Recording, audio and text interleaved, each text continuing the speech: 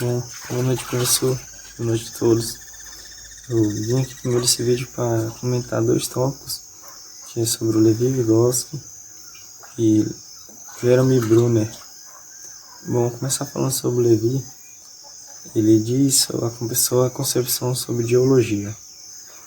O Levi ele disse que toda aprendizagem acontece em primeiro momento no plano social intersubjetivo e posteriormente é apropriada pelo sujeito no plano individual intersubjetivo, de forma que tudo aquilo que incorporamos como aprendizagem vem sempre precedido de uma interação até que passa a fazer parte do sujeito. No meu entender, ele quis dizer que a gente desde criança começa a aprender pequenininho a andar, a comer, o que pode e o que não pode, e quando já estamos mais grandinho, aprendemos com o professor, com os próprios pais da gente, algumas coisas tipo somar, dividir, coisas fundamentais, e quando aprendemos não esquecemos mais, então acaba se tornando parte de nós. Como ele diz assim, de forma que tudo aquilo que incorporamos como aprendizagem é sempre precedido de uma interação até que passa a fazer parte do sujeito. Então a gente vai interagindo com o professor, interagindo com os pais da gente, até que a gente não esquece mais. Bom, ele diz também que a zona de desenvolvimento próxima torna isso extremamente relevante. Trata-se da distância entre o desenvolvimento real, o ponto que se encontra o aluno, ou seja, o ponto que tu aprendeu, tu está aprendendo, e o ponto que se encontra o aluno certo, o desenvolvimento potencial, é onde tu pode chegar, ou seja, o que tu pode aprender, o que tu quer aprender, e o que você é capaz de fazer. Ele menciona também que a aprendizagem não precisa ser necessariamente o professor que vai ensinar para o aluno. Ele diz que pode ser qualquer pessoa, pode ser seu vizinho, uma pessoa conhecida. O importante é que você consiga adquirir conhecimento conforme uma conversa ou um diálogo. Ele diz que também que o desenvolvimento vem sempre impulsionado pela aprendizagem e pelas interações estabelecidas. Então, para você aprender mais e sempre se desenvolver, em meio à concepção de dialogia dele, ele diz que você tem que sempre estar na mesma convívio dialogando. Ou seja, que você, quanto mais diálogo, mais interação entre pessoas, mais interação entre si mesmo, com pessoas próximas, sempre você vai aprender mais. Agora eu vou falar um pouco sobre o que diz Jeremy Brunner. Ele diz que é relevante apontar. Ele diz que tem pesquisado ao longo de sua trajetória acadêmica, desde posturas teóricas mais cognitivas, a teoria cada vez mais dialógicas. Para o autor, a interação é um elemento principal da aprendizagem, e os contextos interativos têm uma importância-chave para a aprendizagem. Ou seja, todas as interações que o aluno, o professor, pai, mãe faz já condiz com um meio de aprendizagem. Pode ser aprendizagem escolar ou de casa mesmo. Se não tiver diálogo, não tem aprendizagem. Ele tem uma ideia muito bacana que eu achei, que ele propõe, em vez de aulas diretona, ele propõe inverter aulas por zonas de subcomunidades de aprendizes mútuos, onde o professor não tem um monopólio do processo de aprendizagem, ou seja, o professor não vai ser aquele que vai estar lá na frente, sempre falando e você ali aprendendo ou dialogando com ele ou não, entendeu? O professor não precisa ser o centro das atenções, basicamente. O aluno ele pode só sentar na roda de colegas e fazer seu próprio conhecimento ali naquele meio. O professor não precisa também ser dispensado, né? Ele vai ter o papel de potencializador, que os alunos se ajudem mutuamente, ou seja, um vai ajudando o outro, como se faz em seminários, por exemplo. Isso implica na transformação dos espaços educativos em espaços de interação e diálogo entre estudantes e professores e pais, todo mundo Quem quiser participar, ele diz que a ideia dele é basicamente fazer fóruns, onde alunos vão dizer suas ideias, vão conversar entre outros, vão debater aquilo, vão fazer um diálogo bem legal entre todo mundo, para cada vez a aprendizagem ficar mais simples e mais fácil. Ele sugere ainda que organize fórum nas escolas, como eu citei, né? E que os alunos possam expressar suas ideias, debater isso meio diálogo com os demais. Isso seria muito bom, né? Se acontecesse isso. Boa noite. Vou falar sobre a dialogia de Gordon e como é feita a aprendizagem dialógica. Aprende-se através de interações entre iguais, professores, familiares, amizades, ou que produzem o diálogo igualitário. E qual é a chave da aprendizagem? Todas as pessoas da comunidade com quem os alunos se relacionam. Como diz Gordon, cada processo é diferente para cada aluno e cabe ao professor buscar estratégias diferentes para cada aluno, para que o aluno possa desenvolver conhecimento e possa absorver o que o professor está tentando passar para ele. É basicamente isso. A diferença da escola antiga para que a aprendizagem dialógica é que a escola antiga, o professor é o centro da sala de aula, só ele pode passar o conhecimento, mas na dialogia o aluno também pode trocar conhecimento com o professor. O que é necessário para que isso aconteça? É necessário estratégia, conhecimento, organização e disciplina. Esses são requisitos para que a aprendizagem dialógica seja eficiente em sala de aula. E com isso, o aluno vai poder compreender melhor o assunto, o professor vai compreender a situação do aluno e como melhor passar o conteúdo para ele. E assim vai ocorrer um melhor desempenho em sala de aula do aluno, onde ele também não vai só aprender, não só vai assistir aula, mas também vai discutir, dialogar e ser muito mais participativo. Esse é um papel muito importante da dialogia na sala de aula. Ele é um veículo extremamente necessário para que o aluno consiga alcançar todos os objetivos em sala. Por assim digo, boa noite. É mais ou menos isso. É bem resumido, mas é isso. Boa noite e obrigado. Bom dia. Estou aqui para falar sobre o que diz Paulo Freire sobre a dialogia. A dialogia é um assunto bem complexo, onde se diz que o diálogo é essencial e é um veículo importante sobre a educação problematizadora.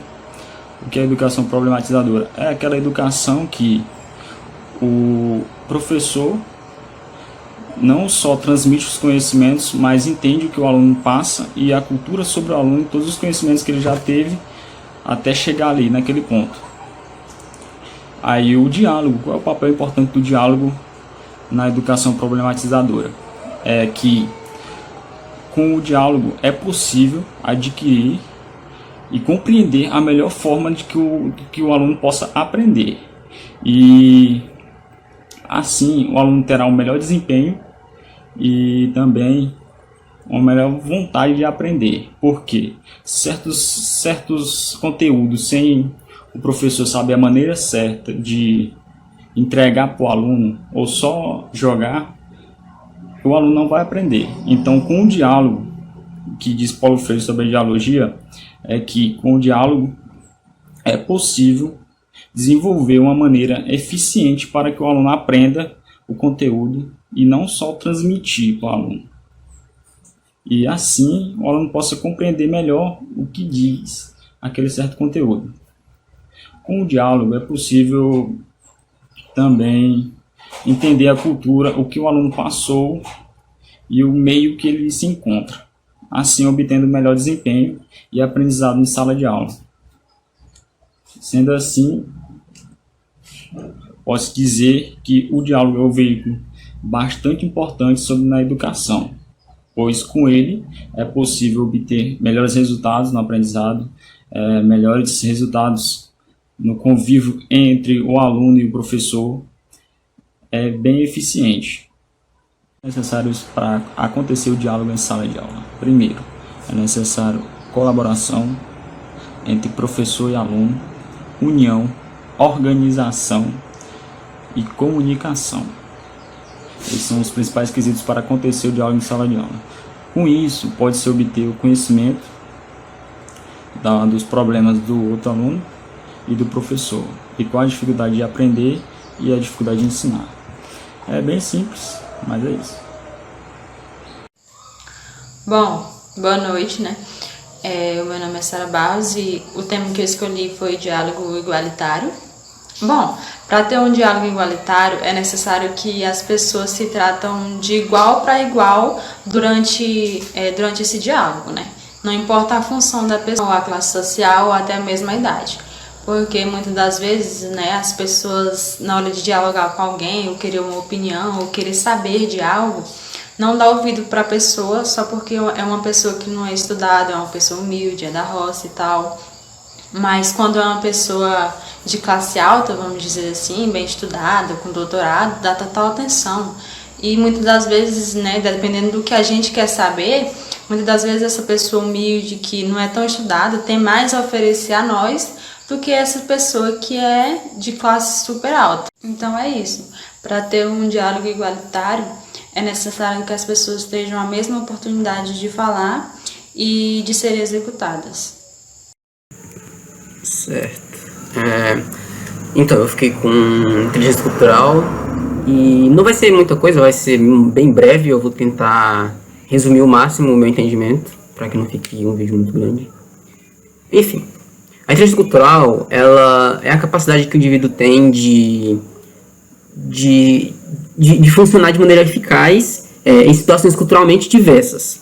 No caso, eu vi um vídeo no YouTube onde o professor ele explica a inteligência cultural como se ela fosse um tripé formado por três elementos, que no caso são mente, que é o primeiro tripé. Ele cita que tem um conhecimento sobre sobre os costumes, sobre as culturas estrangeiras, é importante para você se integrar e tal. Ele foca bem nisso, dizendo que é bom a gente ter os conhecimentos sobre costumes e culturas, para a gente ficar meio que nessa integração de uma coisa com a outra, de uma cultura com a outra, ficar por dentro.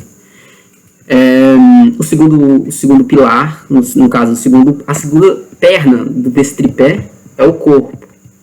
Ele cita algumas atitudes, no caso ele cita os gestos, cita os comportamentos, falando que, no caso ele cita que a maneira de alguns lugares as pessoas se cumprimentarem com abraços, com aperto de mão, pode ser normal, mas em determinados locais, em lugares, países, esse tipo de cumprimento é meio que estranho para eles, vai acabar tornando uma situação embaraçosa, talvez, assim, dizendo.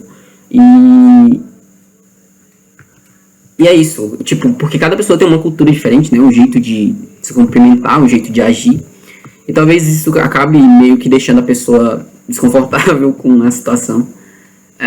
E o terceiro pilar, no caso, é o coração. Ele cita o emocional das pessoas, ele fala da maneira em que as pessoas elas reagem em determinadas situações, ele cita muito sobre a divergência de opiniões, dizendo que em determinados lugares a divergência de opiniões ela pode ser algo normal, mas em outros lugares, tipo, se tiver uma simples divergência em opiniões sobre determinado assunto, isso pode causar uma grande discussão. Enfim, de maneira geral, é como as pessoas elas se comportam em situações que ocorrem a diferença cultural nos mais diferentes níveis, desde os níveis sociais, até mesmo nas sociais, religiosas e até mesmo nas culturas pessoais. Deixa eu procurar aqui, anotações. Certo. Lembrando, lembrando sobre o artigo, tem um pensamento de Vygotsky, que até tá no artigo lá, ele afirma que as crianças, elas aprendem fazendo. No caso, ele quis dizer que as crianças, elas nascem como se fosse um papel em branco, nascem sem saber de nada, sem entender nada, e com tempo e prática, ela acaba se desenvolvendo, desenvolvendo essas habilidades, como a fala, o jeito de agir, pensar, e ao mesmo, até mesmo o jeito de se vestir, ou, no caso, isso denomina, de forma geral, esse lance da inteligência cultural. A criança, ela nasce com um papel em branco e vai, de acordo com o tempo, vai alterando os seus sentimentos, pensamentos, sua maneira de agir, de falar, de reagir a determinadas situações. E é isso. Para concluir, eu digo que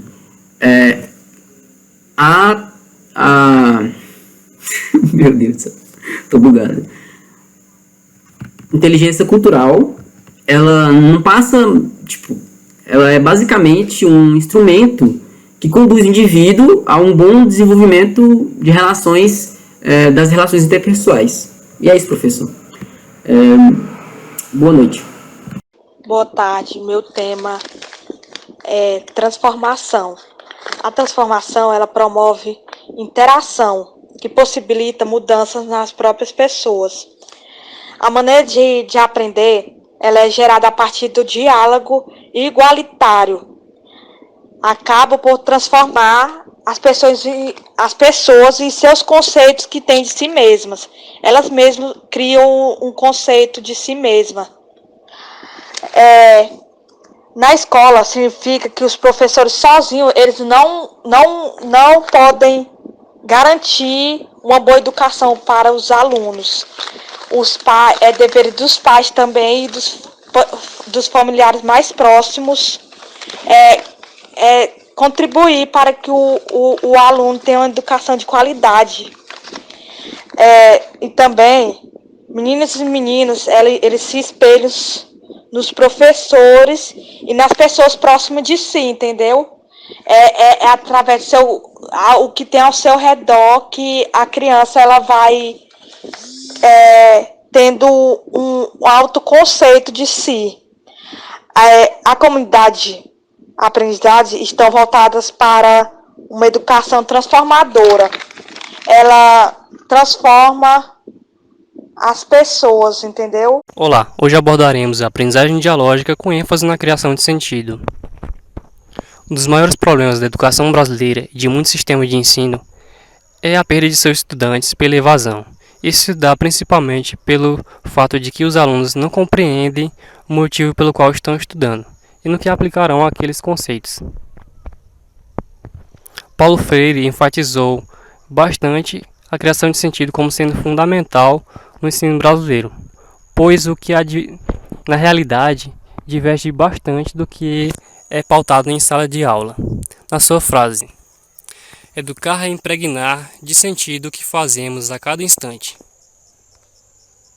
Conceituando, experiência é conhecimento ou aprendizado obtido através de prática ou da vivência, experiência de vida, experiência de trabalho, teste feito de modo experimental, prova tentativa.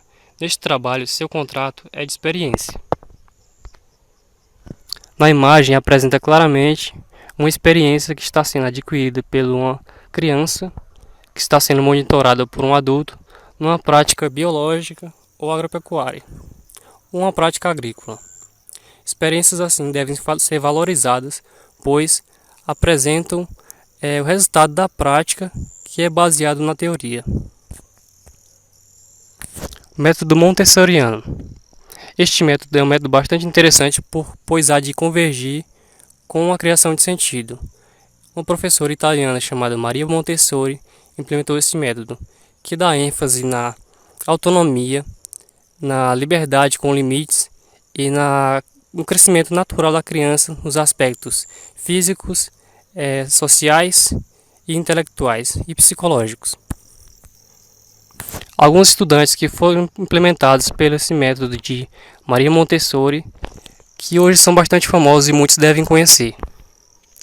Da esquerda para a direita, os criadores do Google, e o último na imagem é o tão famoso criador da Amazon, Jeff Bezos. Obrigado pela atenção e é isso. Eu acho que, como já foi citado aí, alguém já deve ter falado disso, a aprendizagem dialógica, ela basicamente consiste em na concepção de aprendizagem, né? Ou seja, a aprendizagem ela basicamente acontece entre os diálogos, ou seja, troca de informações, tal, inclusive dentro da sociedade, né? E é aí que entra a dimensão instrumental, né? Pode passar, professor. Certo. A exclusão instrumental, ela basicamente quando a gente se refere à aprendizagem de instrumentos fundamentais, como, por exemplo, o diálogo é um instrumento fundamental. Para ter diálogo, tem que ter reflexão, do mesmo modo tem que ter habilidades, ou seja, a habilidade de poder compreender o que eu estou falando, né? Então, a dimensão instrumental, ela é basicamente o uso das nossas habilidades e de nossos instrumentos fundamentais para o uso de compreensão, ou seja, a gente poder sugar aquilo que está sendo passado dentro de um diálogo, né? E pode passar, pessoal. Beleza. Tendo isso em mente, vem a questão da escola, né? Introduzindo a dimensão instrumental dentro da escola. Teve uma teoria do déficit que estava tendo nas escolas aí um tempo atrás, e as escolas foram promovidas com uma espécie de currículo novo, né? Só que eles não passaram uma espécie de currículo instrumental, e sim um tal de currículo da felicidade para crianças. E esse tal currículo da felicidade foi voltado para as crianças que tinham problemas, né, no caso de exclusão social, coisa do tipo. E o que eles pensaram? Certo, as crianças com exclusão social precisam de hábitos saudáveis, precisam melhorar o comportamento, isso e aquilo. Ou seja, eles acabaram dando prioridade a ensinar a usar esses hábitos às crianças do que tem gravado, do que passar o verdadeiro conteúdo, né? Então, ao invés deles fazer um giral, mexe, acabaram fazendo um giro, né? Ou etc, não sei bem esse ditado. Só que aí, nesse caso, eles acabaram perdendo a questão da dimensão instrumental, e sim foram para a questão humana. Ou seja, eles perderam a essência de passar conhecimento, né? Então, isso acabou reduzindo a questão da possibilidade de igualdade, né, dentro da educação. E depois disso teve uma questão da oposição, né, entre a dimensão humanista e a dimensão instrumental, que foi o que eu acabei de falar. Priorizar os hábitos humanos acaba diminuindo demais a questão de igualdade dentro da educação, né, que no caso a dimensão instrumental está voltada para a educação. Só que eles conseguiram organizar isso, né? A escola conseguiu organizar isso e foi a combinação perfeita, entre aspas, né? Nada é perfeito, mas melhorou demais, deu um ressalto muito grande devido a questão de ter o olhar humano, né, pelo outro, só que ao mesmo tempo ter a questão de diálogo, ter a questão de troca de informações, ou seja, basicamente compreender a cultura um do outro, né? E isso causou um salto muito grande, porque abriu os olhos dos alunos como, meu Deus, como que eu posso explicar, cara? Foi um dos mecanismos necessários para dar o alcance dos alunos, entendeu? Principalmente aqueles que mais precisavam, que no caso são as crianças que tinham um problema da exclusão social, né? Então, o certo dentro da sociedade, principalmente nas comunidades de aprendizagem, é somar a dimensão humanista também com a dimensão instrumental, né? Reforçando as duas mutualmente. E, no caso, foi o que eles fizeram para conseguir um resultado muito melhor, independente de uma criança que esteja com com problemas sociais ou não, né? Pode passar, professor.